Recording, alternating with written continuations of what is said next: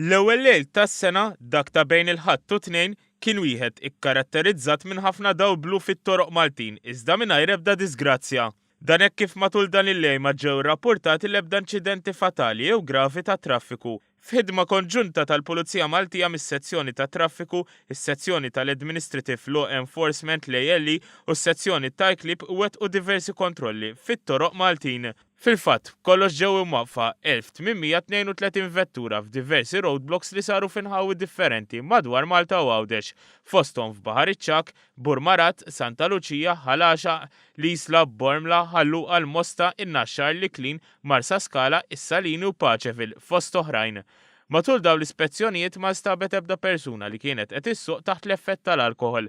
Hawnhekk jidher ħadmet sew il-kampanja kontra x-xorb u s-sewqan flimkien mad diversi appelli tal-Korp tal-Pulizija. B'ħidmet il-Pulizija kienet koordinata prinċipalment mis-sezzjoni ta' traffiku bl-iskopu l ewlieni tal-membri ta' din is-sezzjoni kien li lejlet l-ewwel tas-sena ma jkollhom ebda fatalità kif jispjega l-Ispettur Pier Guido Saliba. Mur rekord ta' kull sena, anzi nistendu ħalbqiet tas-sena li ma jkollna l-ebda mwiet fit-toroq tagħna. U dan ifisser li n-nies ħadu l-messaġġ li ħaj jxorbu mhumiex se jsuqu. Intant, matul dawn ir-roadblocks ġew imħarka diversi persuni minħabba ksur ta' regolamenti ta' traffiku b'9 sewwieqa kienu qed isuqu mingħajr liċenzja valida, filwaqt li 15-il sewwieq kienu qed isuqu mingħajr iċ-ċinturin tas-sigurtà.